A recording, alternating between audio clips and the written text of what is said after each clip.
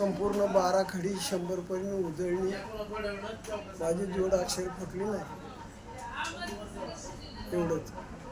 मग आमचा माझ्या पडता भाऊ तो मॅट्रिक 3 शेतात गेलं कळमला कळम कोल्हापुरात नाही. त्यावेळेला 11वीची मॅट्रिक, आता 10वीची आहे. मग तेवढं काढलं त्याने. काढल्यानंतर एमएस बोर्डात सर्व्हिस लागली, बायको शाळा मास्तरी मिळाली. आता त्याची पोरं अमेरिकेमध्ये कॅम्प्युटर इंजिनियर म्हणून आहेत. 2 मुली थोरला मुलगा. आणि तो वारला. वारल्यावर आता धाकटा मुलगा आणि त्याची मिसेस पुण्याला. मग मी त्यावेळेला काय म्हणत होतो, बाबा रे आपल्या आजोबापासून आपल्याकडे पैसे बघायला मिळाले नाही. मी तर काम करतोय, मी काय घरदार चालवतोय, आई वडील सांभाळतोय, 4-5 जण आपण बघू. तू तुझ्या शाळेत आणि सर्व्हिसमध्ये पडलेला, ह्या वेळाला ते दुसरे 2 भाऊ बघत नाही. मी बघतोय माझं हाय चांगलं. तर पैसे तुला मिळतात म्हणून वाटेल ते खर्च करू नकोस. बंगला बांध, कुठं घर बांध, ते बांध, हे कर. पुन्हा परत 37 लाखाची पुण्याला जागा घेतली जाईल. आता तिथे कुठेतरी फॅक्टरीला जागा घेऊन बंगला बांधला पोरांच्या शाळेसाठी. तिथं 10वी पर्यंत शाळा होती कुठेतरी फॅक्टरी. मग बायको माझगावला शिक्षक म्हणून. माझगाव म्हणजे मुंबईला नाही, तिथंच एक माझगाव आहे. कुठे? कोल्हापुरात. कोल्हापुरात माझगाव आहे. ओके. मग एसटी त्यांच्या दारातनं जायची. मग भाड्यानं किती दिवस राहायचं? पोरं तर आता 7वी-8वीला आहे. मग आपलं इथं बायकोची बदली कवा होती कवा नाही, तर पर्यंत म्हणजे जायला पाहिजे. आणि पोरांचं शिक्षण हे आहे, त्यासाठी त्याने घर बी घेतलं, जागा घेतली, बांधली. आणि म्हणलं 2-2 बंगलं बांधायला, पैसे सांभाळून ठेव म्हणलं. आज नाही उद्या तुझ्या उपयोगीला येत्या. मग 37 लाखाची जागा पुण्याला तू घेतली. तर पुण्याला म्हणलं आपण गेलो होतो त्यावेळेला बरं होतं आणि मला पुन्हा समाधान वाटलं. म्हणून मी जागा घेतली म्हणून आणि मी तिथे राहणार. ठीक आहे. पुन्हा गावात जमीन नव्हती, 4 एकर जमीन घेतली. माझा भाऊ 2 थोरले, ती म्हणले आम्ही काय बघणार नाही. अरे म्हणलं मी तुला की भाऊजाय पण म्हणले की बाबा ही शिकला तर आम्हाला काय देणार आहे.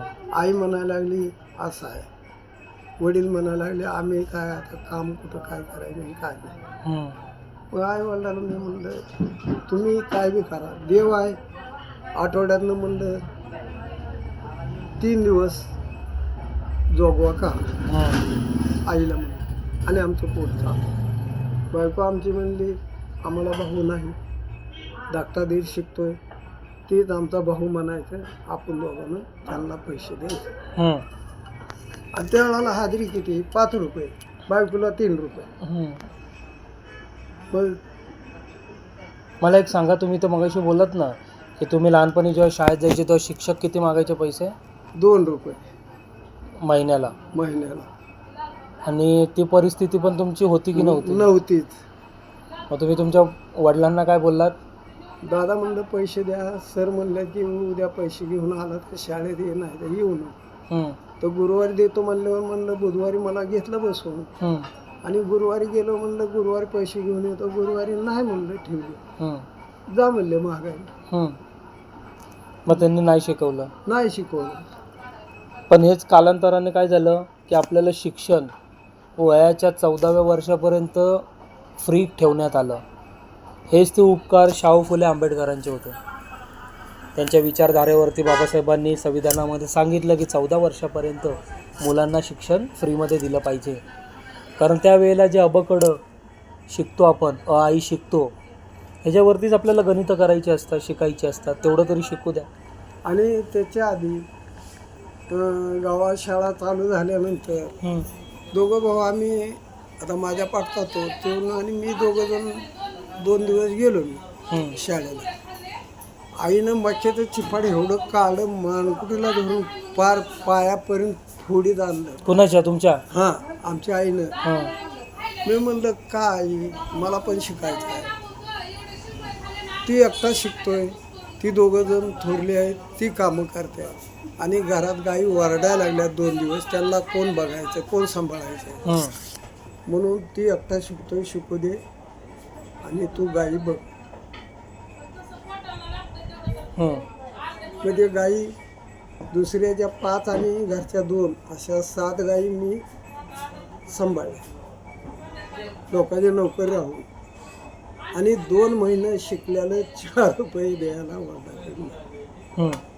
मग ती परिस्थिती आता विचारायचं कोणाला काय. हं. मग 6 वर्ष गाई सांभाळल्या, 6 वर्ष शेतीत काम केलं. मग मंडळी द्यायला हे काय खरं नाही. मग मला आजीचं आमच्या वळण चांगलं होतं. नदी अशी जवळ होती, सकाळच्या पारी पहाटे 5:30ला उठवायची.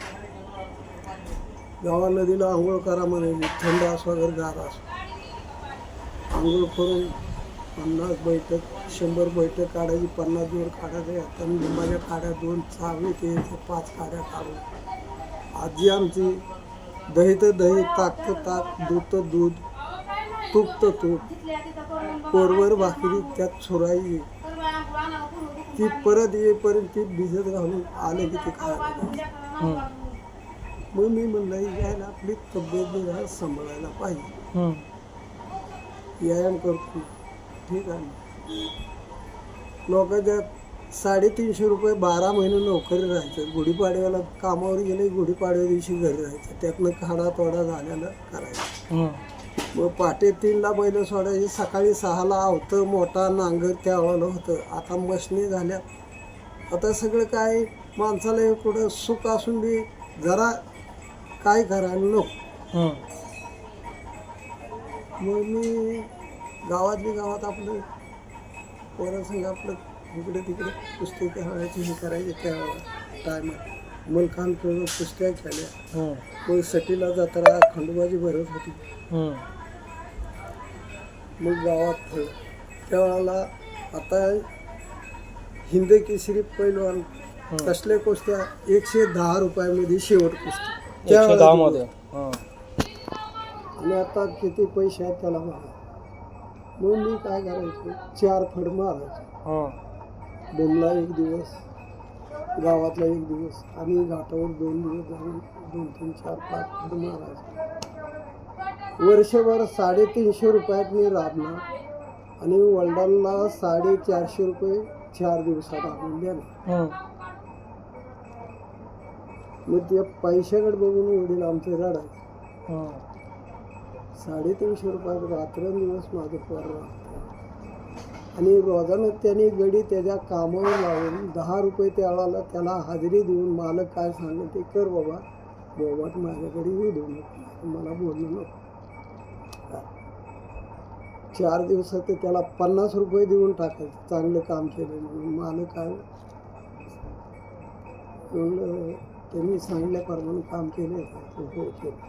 10 रुपये त्याला ज्यादा द्यायचे आणि माझ्याकडे 50 ठेवायचं आणि वडिलांना 450 रुपये द्यायचं.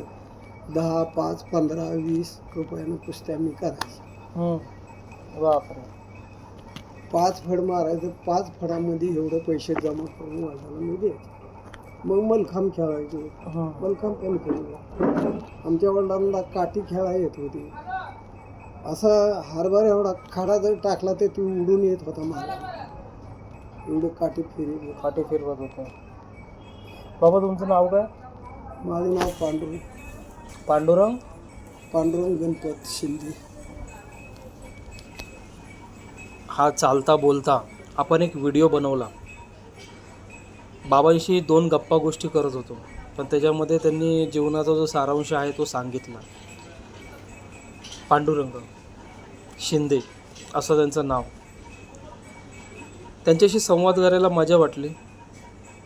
मलाही काही पूर्वीच्या काही पुस्तकं वाचली असतील, त्यातला संदर्भ तो सरळ असा मिळाल्यासारखा वाटला. एक सत्य घटना समोर आपल्या आहे. त्यावेळची परिस्थिती, आताची परिस्थिती, आणि परत एकदा आपण त्या चक्राकडे चाललो आहे की काय असं वाटत आहे. तर हे सगळ्या गोष्ट ऐकताना मजा आली.